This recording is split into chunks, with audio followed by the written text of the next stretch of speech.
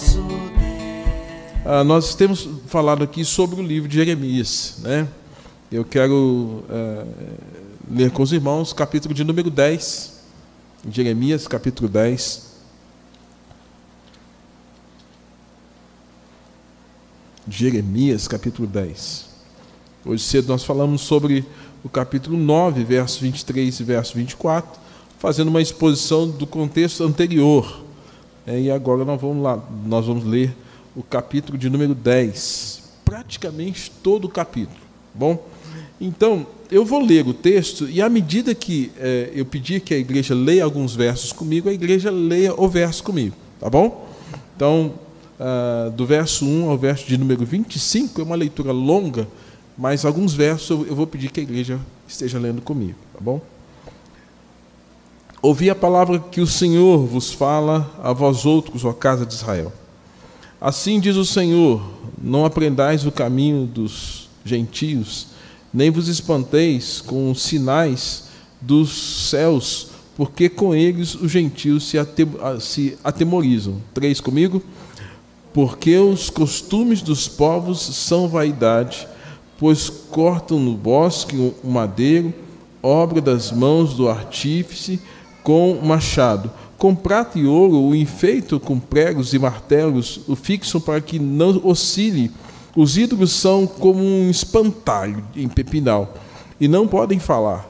Necessitam de quem os leve, porquanto não podem andar. Não tenhais receio deles, pois não podem fazer mal, e não está neles o fazer o bem. Comigo, ninguém há semelhante a ti, ó Senhor. Tu és grande, e grande é o poder do teu nome. 7 também. Quem não temeria a ti, ó Rei das nações? Por isso é a ti devido, porquanto entre todos os sábios das nações, em todo o seu tempo, ninguém é semelhante a ti.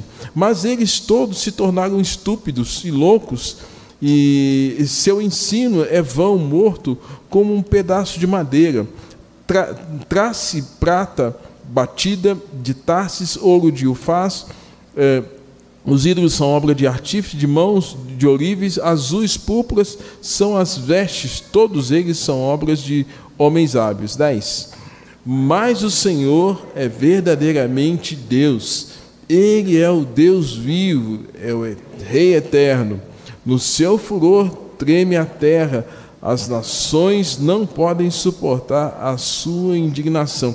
Assim lhes direis: os deuses que não fizeram os céus, a terra, desaparecerão da terra debaixo dos céus. Comigo, o Senhor fez a terra pelo seu poder, estabeleceu o mundo por sua sabedoria, e com ele a sua inteligência estendeu os céus, fazendo ele o ribombar o trovão. Logo há tumulto nas águas do céu, sobem os vapores das extremidades da terra. Ele cria os relâmpagos para a chuva, e os seus depósitos faz sair o vento. Comigo, todo homem se tornou estúpido e não tem saber.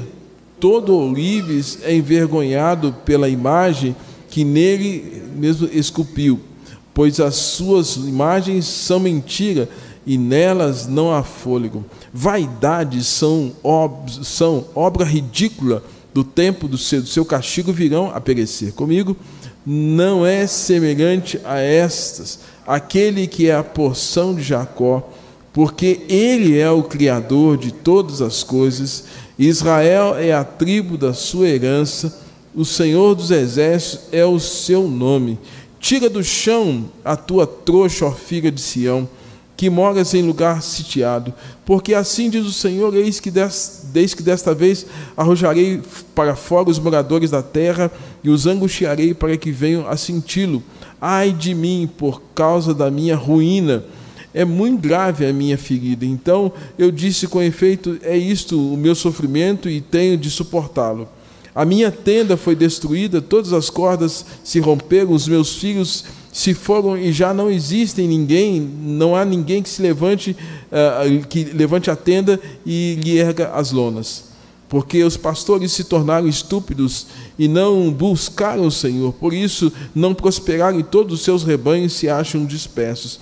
Eis aí um rumor, eis um grande tumulto da terra do norte, para fazer a cidade de Judá uma assolação, morada de chacais. Comigo, eu sei, ó Senhor, que não cabe ao homem determinar o seu caminho, nem o que caminha a dirigir os seus passos. Castiga-me, ó Senhor, mas em justa medida, não na tua ira, para que não me reduzas a nada. Derrama a tua indignação sobre as nações que não te conhecem e sobre os povos que não invocam o teu nome, porque devoraram a Jacó, devoraram-no, consumiram-no e assolaram a sua morada. Até o verso 25. Senhor Deus, nosso Pai, mais uma vez rogamos a tua bênção para comunicar a tua palavra, para compartilhar as tuas verdades. Dá-nos clareza de ideia, de pensamento, mediante a iluminação do teu Santo Espírito sobre a nossa vida. Assim oramos e agradecemos em nome de Jesus. Amém. Irmãos, tema: Deus soberano. Deus soberano. Você crê que Deus é soberano? Você crê piamente nisso? Se você crê que Deus é soberano, você crê que Deus está no controle de tudo, que Deus está no controle da história, e que nada foge ao controle de Deus. Absolutamente nada foge ao controle de Deus. Até as coisas ruins que estão acontecendo, pandemia, doença, desgovernos, conflitos, tensões, guerras, tudo está sob o mais verdadeiro controle do nosso Deus. Irmãos, nós vimos hoje pela manhã que Israel estava se gloriando por motivos errados, e por isso se enfraqueceu, apostatou-se, tornou-se adúltera. Nós vimos hoje pela manhã. Quem não participou, por favor, assista o culto da manhã, certamente está lá no nosso canal da igreja. Eles estavam se gloriando na sua própria sabedoria, eles estavam confiando na sua própria força, eles estavam confiando nas suas riquezas, Eles esqueceram de buscar e conhecer a Deus. Eles não recorreram a algo que faz parte da natureza de Deus, que nós chamamos de atributo comunicável. Eles poderiam ter recorrido à misericórdia de Deus, mas eles falaram: nós não queremos a misericórdia de Deus. Eles poderiam ter reconhecido a justiça de Deus, e a justiça de Deus, quando é aplicada a nós, vai sempre se reverter em compaixão e misericórdia e trazer salvação, redenção, mudança. Mas eles não fizeram isso. E eles esqueceram que é disso que Deus se agrada. Irmãos, Deus se agrada em manifestar misericórdia. Deus se agrada em manifestar amor, compaixão. Deus se agrada em cuidar e, na sua providência, manifestar o seu amor fraterno, o seu amor ágape sobre cada um dos seus filhos.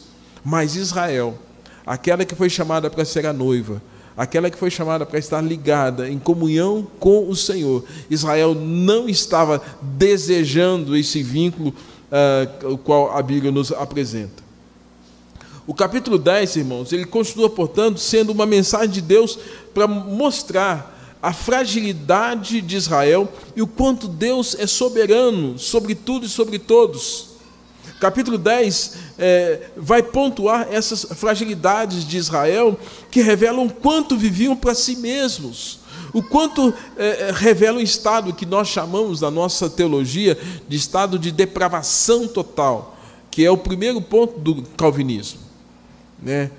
Total depravação.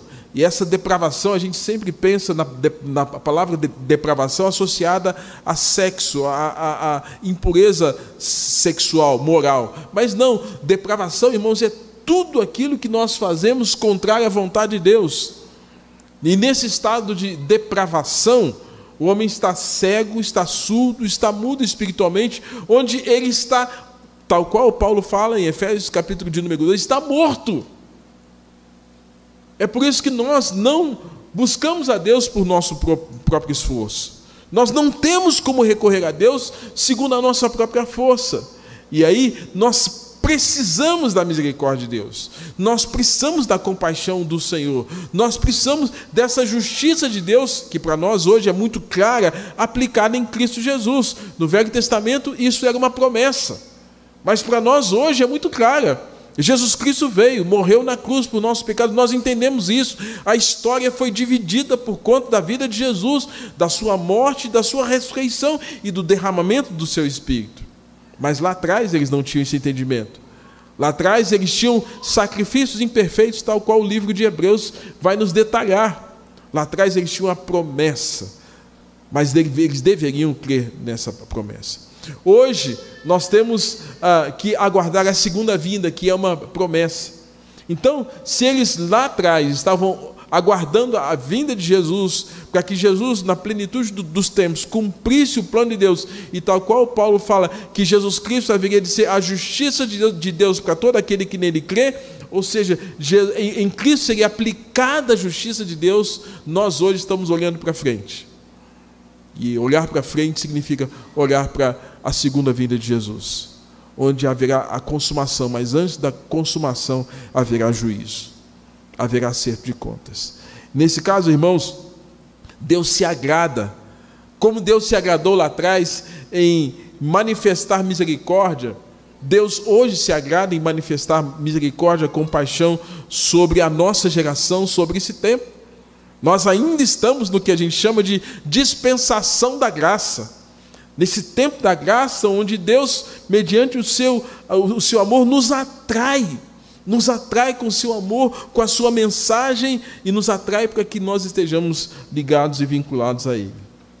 Irmãos, o povo hebreu naqueles dias deveriam ouvir a palavra do Senhor. O capítulo de número 10 nos informa isso. Eles deveriam ouvir, diz assim: ouvi a palavra que o Senhor vos fala a vós outros, ó casa de Israel. Eles deveriam ouvir. Lembrando que Paulo fala em Romanos, capítulo 10, que a fé vem é produzida em nós à medida que nós ouvimos. Então, meu querido, se você não escuta a palavra, se não lê a palavra, e só fica na caixinha de promessa, misericórdia, a sua vida espiritual vai estar muito reduzida. Porque a fé vem pelo ouvir a palavra pregada, a exposição das verdades eternas. E é nesse sentido, irmãos, que Deus está chamando a atenção. Vocês se lembram que hoje pela manhã nós falamos que Deus chamou Jeremias e disse: olha, esteja à porta da casa de Deus e anuncia e proclama a esse povo essas verdades. E agora Deus está falando para a nação, ouça, escute, preste atenção. Eles deveriam rejeitar o estilo de vida, o modo de vida de viver dos gentios. Você pode conferir comigo na sua Bíblia, quando ele fala assim: assim diz o Senhor, não aprendais o caminho de quem? Dos gentios, né? Nem vos espanteis com os sinais dos céus, porque com eles os gentios se atemorizam. O que está acontecendo aqui, irmãos? Eles não deveriam aceitar o modo de vida de um gentio. O que era um gentio no contexto do Velho Testamento? Gentio no Velho Testamento era todo o povo que não estava ligado à aliança com Deus. O povo da aliança era o povo hebreu. O povo da aliança era esse povo que Deus chamou por meio de Abraão, de Isaac, de Jacó, as 12 tribos, formando aquela nação, aquele povo, e separando do pecado. Esse era o povo da aliança, e eles deveriam manter essa aliança com Deus. Contudo, irmãos, nos dias de Jeremias, essa aliança estava sendo quebrada não por Deus, mas pelo povo.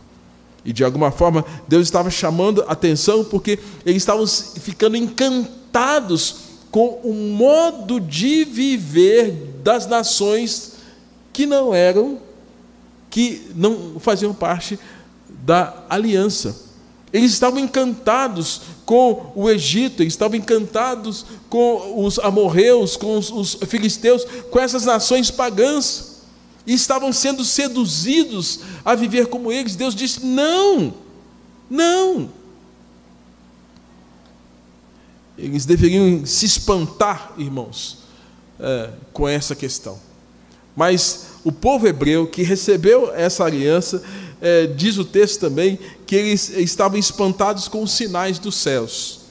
Hoje cedo eu fiz uma comparação que uma das deusas do contexto do Velho Testamento era Astarote ou Azerá, que para nós hoje aqui, se a gente pensar, né, no contexto de Brasil, no final do ano, quando as pessoas vão para o mar e oferecem as suas oferendas a quem? Iemanjá. No contexto do Velho Testamento, eles ofereciam oferendas à Rainha dos Céus. Rainha dos Céus, que era essa deusa Azerá. E o que estava acontecendo? O povo hebreu estava, ao invés de cultuar a Deus, estava cultuando a Azerá. É como se hoje um crente, um presbiteriano, alguém que se diz cristão, não, eu vou lá no mar oferecer oferenda para Iemanjá. Gente, o que é isso? Que absurdo! Apostasia, idolatria, paganismo. Eles estavam encantados com as nações pagãs, estavam assumindo os costumes. Amados, costumes são os mais diversos possíveis, e muitos costumes não são cristãos. Muitos costumes não são aprovados por Deus. E eles estavam assimilando esses costumes. E nós, nos dias de hoje, temos que sempre fazer uma leitura se nós estamos hoje atrelando alguns costumes que não são aprovados, que não são abençoados por Deus, que não são aprovados pelo Senhor, e assimilando nos nossos dias esses mesmos costumes. E, amados, enquanto isso, o que estava acontecendo?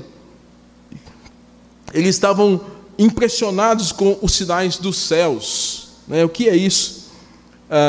Naquele contexto, irmãos, o conhecimento que se tem hoje de astronomia não era tão evidente como hoje se tem, né? Você pode aí baixar um aplicativo no seu celular e você vai saber o que a NASA já descobriu sobre os planetas, e me parece que nesses dias mais uma nave foi lançada para Marte, e agora estão conseguindo identificar algumas coisas de Marte.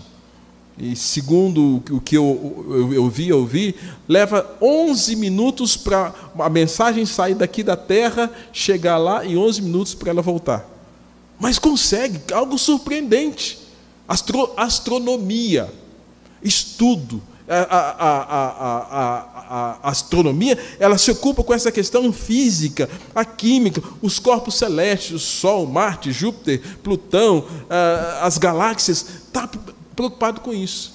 Mas naquele tempo, as pessoas olhavam para o céu e ficavam impressionadas com o fato de que havia os astrólogos, a astrologia. E a astrologia é uma pseudociência que defende que os astros interferem na vida humana, que os astros interferem aqui na Terra. Eu quero crer que ninguém do Vale, que nenhum dos membros da igreja já tenha pega uma revista para ler o seu signo. Eu sou de setembro. Aí, segundo setembro, é virgem. Quem é de maio, é touro. Irmãos, o que estava acontecendo? O povo hebreu, que recebeu a lei, que recebeu o culto, que recebeu as orientações para servir a Deus, abandonou isso tudo. E o que eles estavam buscando para direcionar a vida deles? Buscando a astrologia. Cultuando a rainha dos céus. Os israelitas estavam se curvando à astrologia, ao horóscopo da época, para saber o destino das suas vidas. Irmãos, com tristeza, eu vou dizer que nesses meus 28 anos de pastor ordenado, eu já vi muito crente deixando a Bíblia para buscar astrologia e buscar consultar a direção que os astros e que as mudanças das marés podem fazer na sua vida. Pelo amor de Deus, isso é apostasia. E era exatamente essa situação que estava acontecendo naqueles dias. E Deus estava dizendo, Deus disse no verso de número 2, não vos espanteis com os sinais dos céus, porque com eles os gentios é que se atemorizam. Os gentios olhavam para os céus, viam essas alterações em função das constelações e ficavam atemorados. Mas o povo hebreu tinha a palavra, tinha a lei moral, os 10 mandamentos, a lei cerimonial. Eles tinham as prescrições, a história dos patriarcas, de Abraão, de Moisés, de Isaac, a formação das 12 tribos, de como o Senhor abençoou, de como o Senhor permitiu até que celebrassem a Páscoa, o tabernáculo, as primícias, o Pentecostes. Eles estavam dando as costas para isso tudo. Irmãos, é por isso que Deus vai mostrar, no capítulo de número 10, alguns pontos que podemos elencar aqui, que revelam a fragilidade de Israel, que a gente poderia dizer, a fragilidade humana, que revela essa depravação espiritual, que insiste em viver a parte de Deus, no engano de pensar que possam ter liberdade sem Deus. Traduzindo, o povo hebreu estava dizendo assim, nós não precisamos de Deus, nós podemos andar conforme a nossa própria vontade. E aí, segundo o nosso próprio livre arbítrio. Mas, amados, não era isso que Deus queria. Então Deus, como disse hoje cedo, Deus é muito franco. Deus não tem variação de mudanças. Com Ele é sim, sim? Não, não. Deus não fica passando pano. Deus não fica nos alisando. Ah, coitadinho de você. Deus é franco, é verdadeiro. E esse Deus que é franco, que é verdadeiro, Ele vai usar o profeta para chamar a atenção de algumas questões que estavam acontecendo por conta de todo esse cenário, esse pano de fundo que nós estamos descrevendo aqui. Primeiro, no verso de número 3, Deus chama a nação de Israel de vaidosa. Diz assim o verso 3, porque os costumes dos povos são o quê? Vaidade. Os costumes dos povos são vaidade.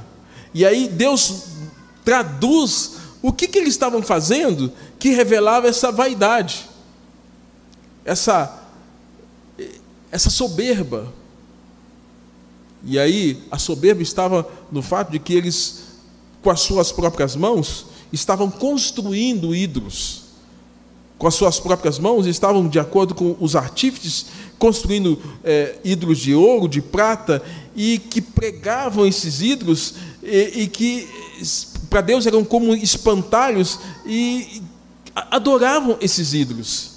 Deus disse, eles não podem andar, eles têm que ser pregados num lugar, para que eles estejam fixados como que de pé. E Deus diz, não tenham medo deles, mas vocês estão agindo com vaidade quando vocês criam os vossos ídolos. Ah, irmãos, idolatria é o grande problema do ser humano.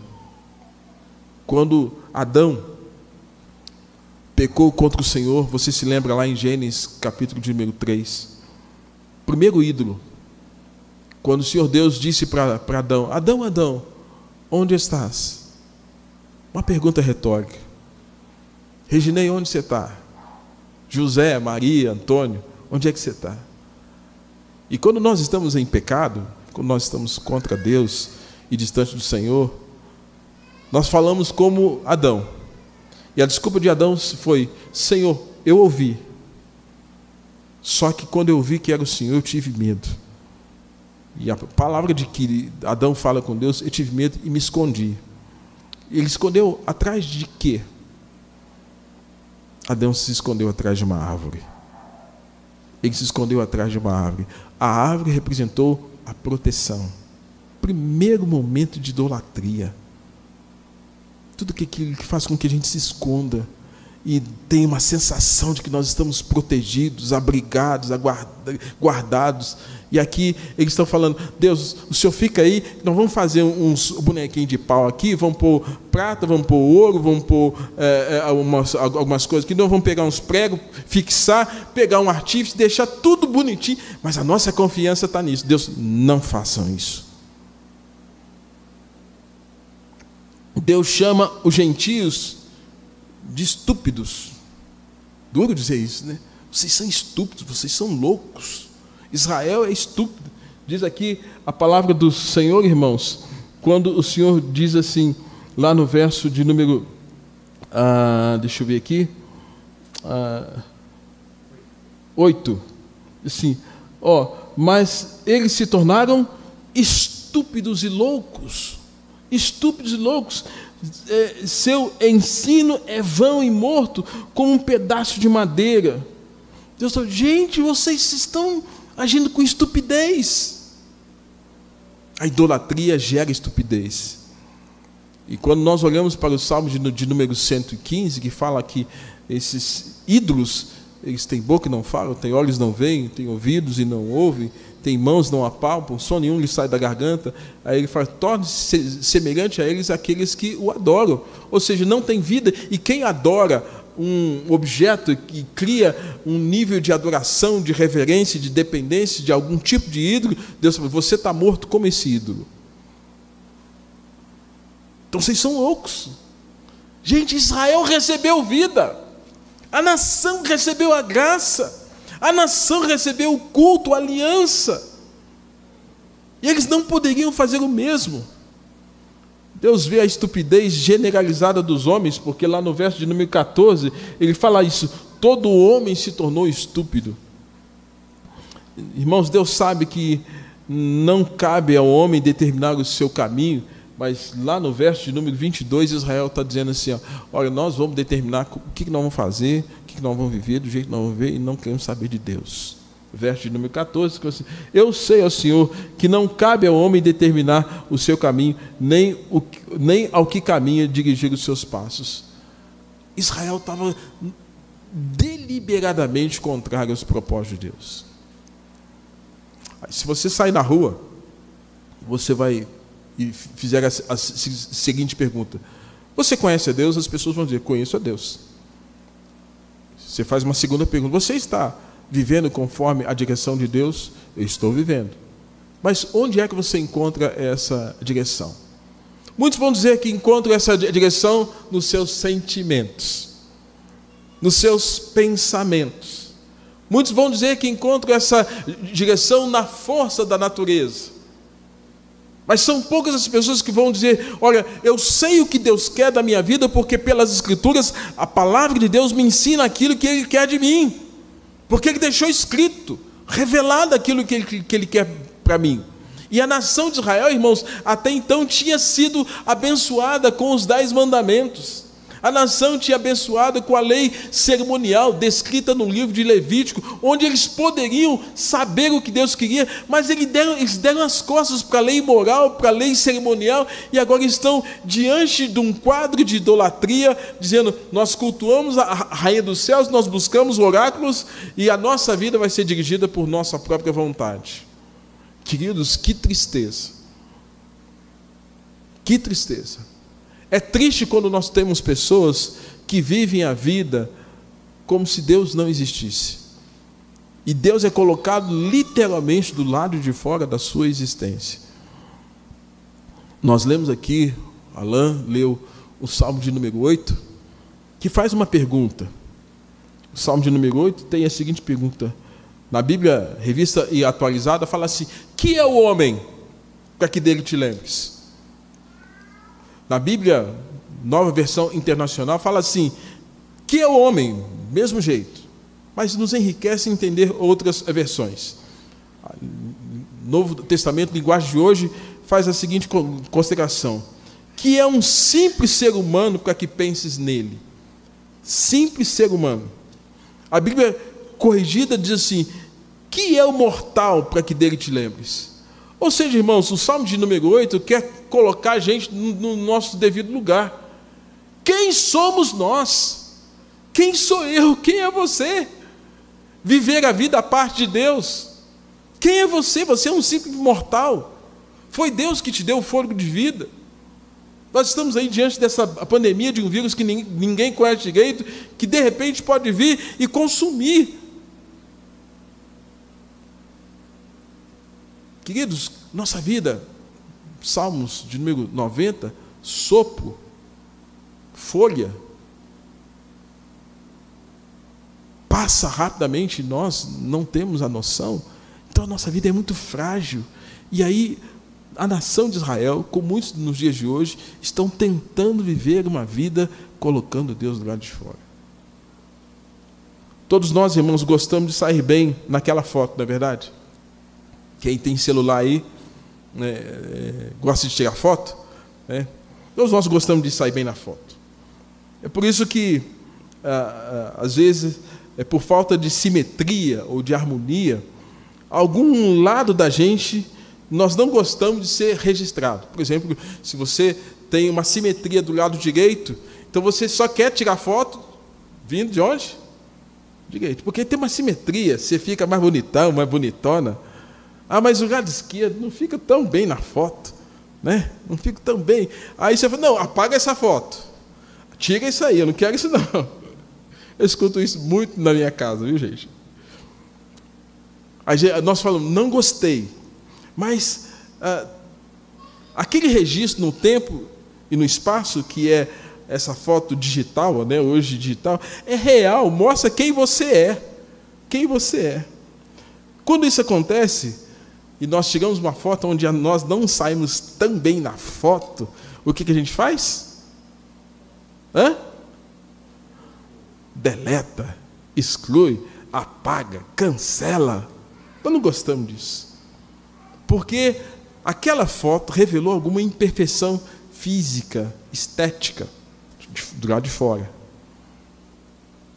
Irmãos, Paulo, ele é um fotógrafo de Deus. Me permitam usar essa expressão.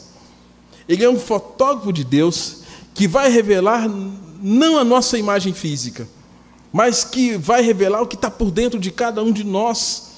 E que é por isso que nós não temos como esconder o que está por dentro de nós. O que nós podemos esconder dos homens, a gente sempre tenta maquiar, mas que nós não podemos esconder de Deus. A nação de Israel estava vivendo exatamente essa questão. Ela estava achando que ela podia sair bem na foto, escondendo de Deus algumas coisas, mas Deus disse, vocês não podem esconder porque eu estou vendo tudo. E é por isso que, no contexto da palavra de hoje cedo, nós vimos que Deus está chamando a atenção dos sacerdotes, dos profetas e dos pastores, porque eles estavam curando superficialmente a ferida do povo de Deus.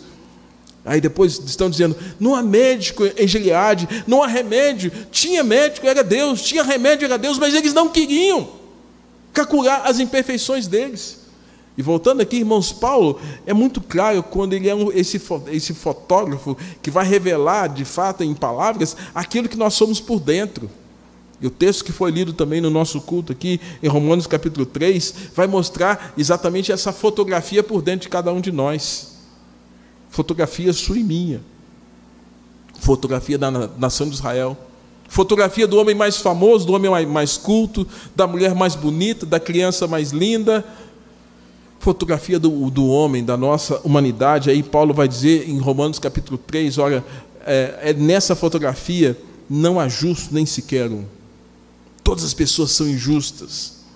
Não há quem entenda as coisas de Deus, não há quem entenda de fato quem é Deus. Não há quem busque a Deus de maneira sincera e pura. Todos saíram do caminho. E a partir de Adão, todos nós saímos do caminho, tornando-nos inúteis. Você se lembra que o Senhor está falando que a nação de Israel estava vivendo um tempo de idolatria, se tornando inútil, tal qual os ídolos. Paulo está dizendo, todos nós nos tornamos inúteis.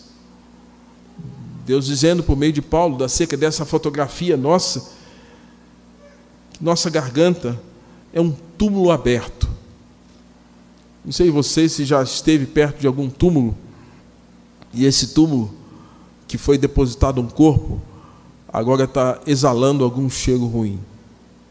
Não sei se você já teve alguma experiência assim. E, segundo me parece, já me foi informado de que uma das carnes que mais cheira mal é a carne humana. Cheira muito mal. E a Bíblia está falando que, por causa do pecado, nós temos da nossa boca, é como se fosse um túmulo. Da nossa boca não sai coisa cheirosa, não sai coisa agradável. não sai nada bom. E Paulo está falando isso, ele está falando com a nossa língua, ao invés de nós caminharmos pela verdade, nós caminhamos pelo engano. Ele fala que da nossa língua sai veneno, como um serpente nos seus lábios. Ele fala que a nossa boca está cheia de amargura e maldição. Gente, que foto feia é essa? Mas é uma foto real. Que nossos pés são ágeis para destruir, para derramar sangue. Que há uma ruína, que há desgraça que marcam as nossas histórias, o nosso caminho, e que nós não conhecemos o caminho da paz. Por isso que Deus fez uma promessa em Isaías, que Ele haveria de enviar o príncipe da paz. Irmãos, é uma foto horrível essa que Paulo pinta de nós. Quem são vocês, mortais? Quem são vocês, pecadores? Quem são vocês? E Paulo conclui dizendo, aos seus olhos, eles são inúteis, porque eles não temem a Deus. Irmãos, é uma foto muito difícil. É uma foto que nem você, nem eu gostamos de ver. E você sabe que a Bíblia nos ensina no sermão profético de Jesus, que nos últimos dias o amor vai o quê? E a iniquidade vai o quê?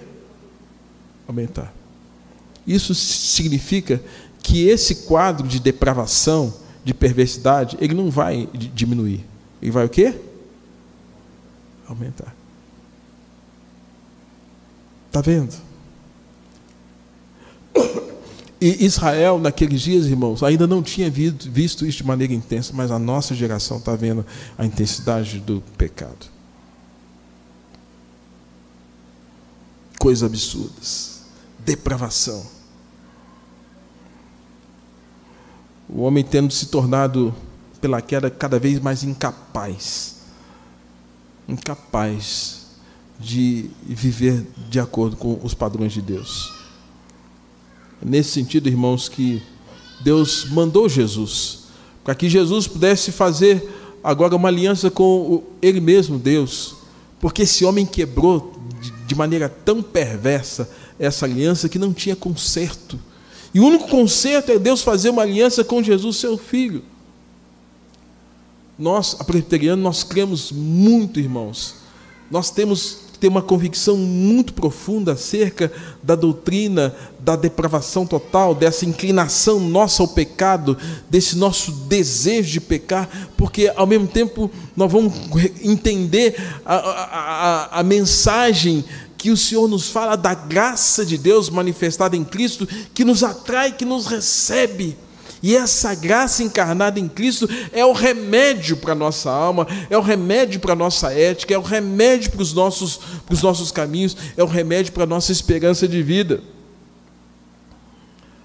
Lá atrás, no Velho Testamento, como Cristo ainda era uma promessa, mas Deus se fez presente e se revelou de maneira intensa à nação, apesar de toda aquela circunstância de rebeldia. E aí a gente vê agora uma contraposição, porque Deus está mostrando quem é o homem, quem é Israel, e agora Deus está dizendo, quem sou eu? Quem sou eu? Primeiro, verso 6, há uma declaração tremenda. Deus é um Deus soberano, como um grande e inigualável Deus. O verso 6 diz, ninguém há semelhante a ti, ó Senhor. Tu és grande, e grande é o teu poder. Não há ninguém semelhante ao nosso Deus. Irmão, você tem que crer nisso. Você tem que confiar nisso. Você tem que depositar a sua confiança nisso.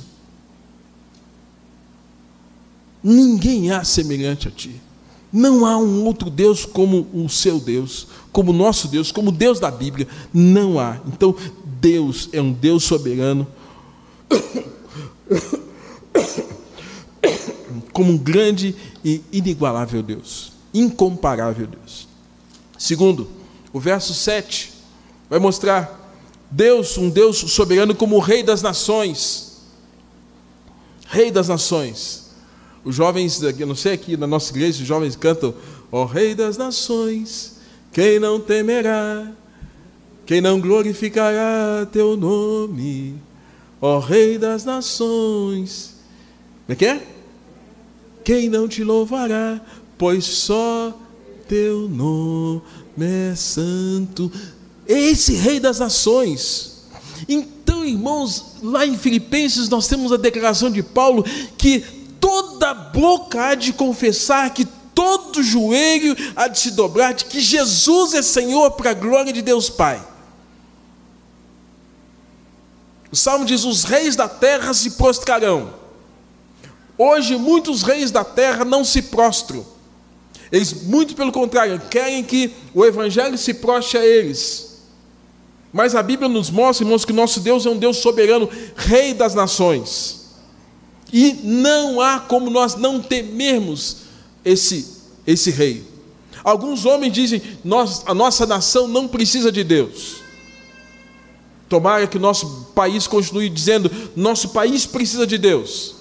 A nossa nação precisa de Deus. O nosso estado precisa de Deus. As nossas cidades precisam de Deus. Nossas famílias precisam de Deus. O indivíduo, o jovem, a criança, o adolescente precisa de Deus. Quem não temerá o teu nome? Deus é um Deus soberano, o Rei das nações.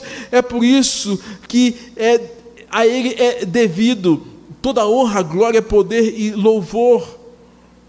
Porque ninguém é semelhante ao Deus que você passou a entender e a conhecer. E esse Deus se revelou a você. Então glorifique, exalte o nome desse Deus, porque você sabe quem é o Deus verdadeiro. E com isso você não vai se curvar diante de nenhum outro falso Deus, e nem aqueles os quais nós criamos de maneira muito sutil. Você não vai se curvar, porque você sabe quem é Deus. Terceiro, Deus é um Deus soberano, como um Deus verdadeiro. A declaração do verso 10 diz assim: mas o Senhor é verdadeiramente Deus, Ele é o Deus vivo e o Rei eterno. 3 referências acerca de Deus. Primeiro, Ele é verdadeiro, seu Deus não é um Deus falso. O Deus que você conhece na Bíblia, o Deus que se revelou por meio de Jesus, que deixou do seu Espírito, que nos deixou a palavra revelada, Ele é verdadeiro. Segundo, Ele é um Deus vivo, seu Deus não está morto. Nós não vemos. Mas, amados, que ação tremenda Jesus fez ali na cruz. Você já pensou na possibilidade de Jesus não ter ressuscitado? Você já pensou nessa questão? Porque Paulo fala: se Cristo não ressuscitou, vã fé, vã esperança. Sabemos que Ele morreu, mas sabemos que Ele ressuscitou. Mas quando Jesus estava entre os seus discípulos, Ele fez uma promessa grandiosa para mim e para você, e que às vezes nós esquecemos dessa promessa. E Jesus fala assim: olha, quando eu for, vou preparar-vos um lugar. Eu não vos deixarei órfãos. Enviarei o Consolador.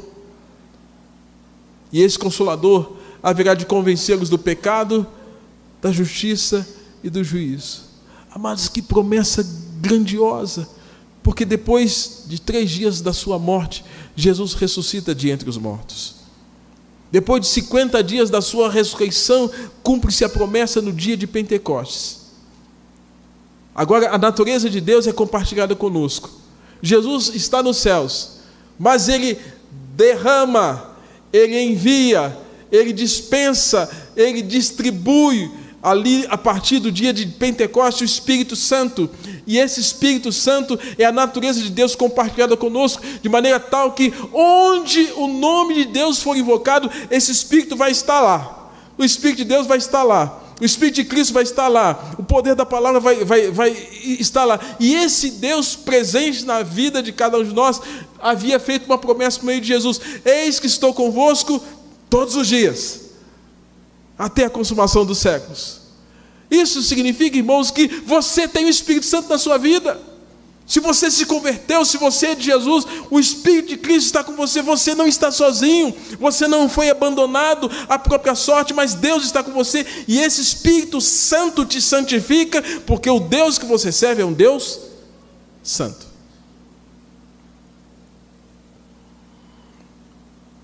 O próprio Deus está dizendo: eu sou um Deus verdadeiro, eu não sou um Deus morto. Eu sou um Deus vivo.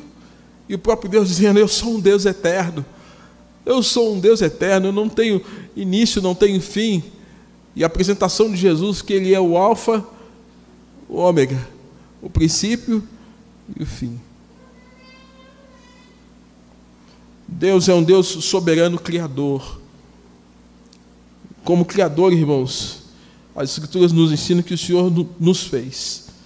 Um Deus sábio e inteligente, que estabeleceu o mundo por sua sabedoria e com a inteligência estendeu os céus. No livro de Gênesis nós temos a descrição do começo de tudo, como esse Deus inteligente, organizado e criador fez as coisas. E mediante o seu poder, o poder da sua palavra, Ele diz: haja luz e houve luz. Haja firmamento e houve firmamento. Haja separação entre as águas e houve separação. Produz a terra e a terra produziu relva. Criou Deus os grandes animais e todos os seres viventes. E assim, irmãos, ao final de tudo isso, numa conversa da economia de Deus, da Trindade, o Pai, o Filho e o Espírito Santo, um deles diz assim: façamos o homem a nossa imagem, a nossa semelhança. João capítulo 4 fala que Deus é Espírito. Mateus, Marcos, Lucas, João fala da encarnação do Verbo. Jesus, o Filho de Deus, se encarnou. 50 dias depois da ressurreição, o Espírito Santo foi dado. A economia de Deus lá atrás falando: vamos fazer alguém fisicamente, pó da terra, do barro, frágil. Mas na economia de Deus, segundo as Escrituras, em Gênesis, depois desse ser criado, Deus sopra o fôlego de vida, da vida. E juntamente com essa vida, compartilha com Ele, com esse ruá, o sopro de Deus. Ruá é Deus soprou. E nesse sopro, Deus dotou de inteligência, de capacidade, de discernimento, de sabedoria, de criatividade, de tudo aquilo que era possível compartilhar. Mas enquanto isso, esse homem era criatura de Deus. No sopro, o DNA de Deus estava junto. As características de Deus estavam ali, feito do pó da terra, barro e água, ajuntados. Mas no sopro, Deus compartilhou a sua natureza conosco. Um Deus soberano, um Deus criador, um Deus inteligente. É por isso, irmãos, que não é possível a criatura viver a parte do Criador. Não é possível. E reforçando, irmãos, a nossa compreensão doutrinária, segundo a Confissão de Fé de Westminster, nesse Deus que se revela, descrito na Confissão de Fé de Westminster, que há um só Deus vivo e verdadeiro, qual é infinito em seu ser e perfeições, que Ele é um Espírito puríssimo, invisível, sem corpo, membros ou paixões, é imutável, imenso, eterno, incompreensível, onipotente, onisciente, santíssimo, completamente livre e absoluto, fazendo tudo para a sua glória e segundo o conselho da sua própria vontade, que é reta e imutável.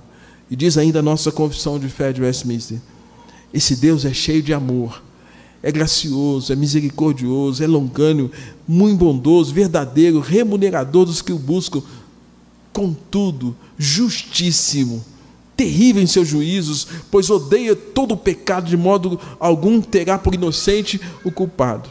Esse Deus, desprezado pela nação de Israel, Deus tem em si mesmo, de si mesmo, todavia, a glória, a bondade e bem-aventurança. Esse Deus, segundo a nossa confissão de fé, Ele é o todo suficiente em si e para si, pois não precisa das criaturas que trouxe à existência. E Jesus é muito claro quando diz: olha, sem mim nada podeis fazer, porque nós fomos criados para essa conexão, para essa comunhão com Ele. Esse Deus, todas as coisas são patentes e manifestas diante dele, ou seja, Deus tem os olhos sobre tudo e sobre todos. Nós não podemos fugir da presença de Deus. E Davi é muito claro, Salmo 139, Salmo 51. Para onde fugirei do teu espírito? Se suba ao céu, Senhor, o Senhor está lá. Se faça a minha cama no mais profundamente, o Senhor está lá também. Se suba as asas da alvorada, o Senhor está lá também. Para onde eu vou fugir do Senhor? Não tem como fugir de Deus. Você e eu não temos. E a nação não tinha como fugir de Deus. Irmãos, é esse Deus. Eu quero concluir. A minha esposa está aqui, ela que conta essa história. Ela refrescou a minha mente sobre uma história que eu quero usar aqui agora para a gente concluir. Conta-se que certa vez, numa faculdade, havia uma moça muito bonita. E de repente, um rapaz não tão provido de beleza se encantou por ela, se apaixonou por ela. É muito comum isso, né? Rapaz feio gostar de moça bonita. Deus tem que ter misericórdia de nós, né? As mulheres são muito bonitas, né? E Deus tem essa compaixão de nós. Colocamos umas moças bonitas, umas mulheres esposas bonitas do lado da gente. E aquele moço se encantou com aquela moça. E ele, meio sem jeito, deixou passar o tempo. Um dia chegou nessa: pô, fulano, eu estou interessado em você, tal. E ela, never, nunca, tô fora, não quero saber. Deu o maior toco no rapaz, né? Deu o maior toco nele. De repente, irmãos, o tempo passou e aquela moça, oriunda de uma família com algum problema financeiro, a moça não estava mais frequentando a faculdade. E segundo a história, o rapaz chegou então para uma das amigas dela e falou: o que aconteceu com fulano? Ela falou: fulano tal não está vindo mais porque eles estão tendo problemas financeiros. Aquele rapaz então, que estava apaixonado, encantado, amando aquela moça, mas tomou o toco, mas continuou ainda com aquela esperança. De repente o tempo passou, ele foi lá então e investiu naquela moça. Foi até a tesouraria, pagou a faculdade todinha daquela moça, pediu para que todos ficassem em silêncio, ninguém falasse nada. E aquela moça voltou para a faculdade. Voltou, se formou, o tempo passou, e ela então quis saber quem é que tinha pago aquela faculdade para ela. Aí, chegando para uma das amigas, a amiga falou: foi aquele rapaz lá que você deu o toco. E foi ele que pagou a sua faculdade. E aí, me parece que nessa história, se eu estiver errado, depois a minha esposa me corrige. A moça, então, chegando para esse rapaz chegando para ela, se declarou novamente: eu fiz isso, assim, de fato, isso mesmo. E ela ficou com uma reflexão tão profunda na cabeça depois daquela ação, né? E, amados, eu sou prova disso, porque todos sabem que eu sou psicólogo também, e teve alguém que fez isso comigo. Teve um médico de Botucatu que pagou a minha faculdade 4 anos. Eu sou muito grato a ele. Pagou 4 anos a faculdade. E eu sei muito bem dessa história. Voltando para a história, essa moça reflexiva começou a ter o seguinte pensamento: como não amar alguém que me amou ou que me ama tanto? Como não amar alguém que me ama tanto? Como não amar alguém que pagou o preço para que eu pudesse chegar até aqui? Irmãos, essa deveria ser a reflexão da nação de Israel. Eles deveriam pensar: como não amar um Deus que nos ama tanto? Como não amar um Deus que nos tirou de 400 anos de escravidão? Como não amar o Deus que mandou um líder, Moisés, com todas as limitações, e confrontar Faraó? Como não amar um Deus que nos tirou depois de 10 pragas e nos fez caminhar pelo mar protegidos?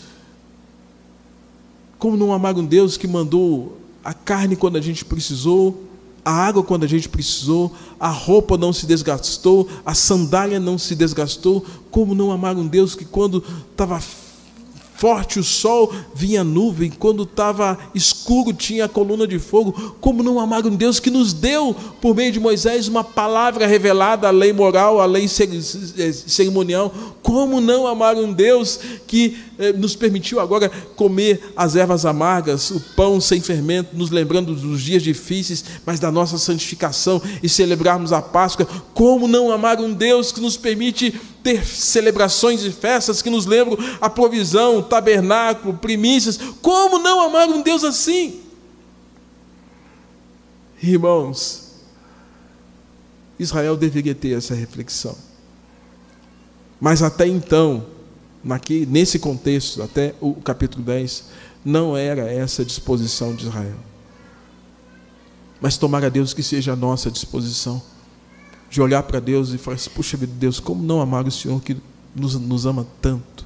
O Senhor tem sido bondoso conosco, apesar das nossas fragilidades, apesar do nosso pecado, apesar da nossa miséria, de quem somos. Israel, irmãos, deveria ter tido a mesma reflexão. Como não amar um Deus que me ama tanto? Israel, diante da sua fragilidade, deveria devotar-se ao Deus amoroso e soberano. Israel deveria entregar-se ao amor incondicional de Deus. Israel deveria crer e confiar no poder soberano de Deus. Israel deveria ser grata pela salvação que até então Deus oferecia àquela nação, de proteger, de cuidar e de salvar não somente dos inimigos da terra, mas principalmente dar a ela um futuro glorioso nos céus. Nós somos esse Israel hoje. Que o Senhor tenha compaixão de nós se estivermos com os nossos corações desviados dele. Que o Senhor continue tendo compaixão se estivermos fiéis a ele. E que o Senhor nos dirija dia a dia, para que nós, nesse senso de gratidão, possamos tributar a ele dominicalmente, diariamente, culto, através da nossa vida, dos nossos atos, porque nós sabemos quem é Deus.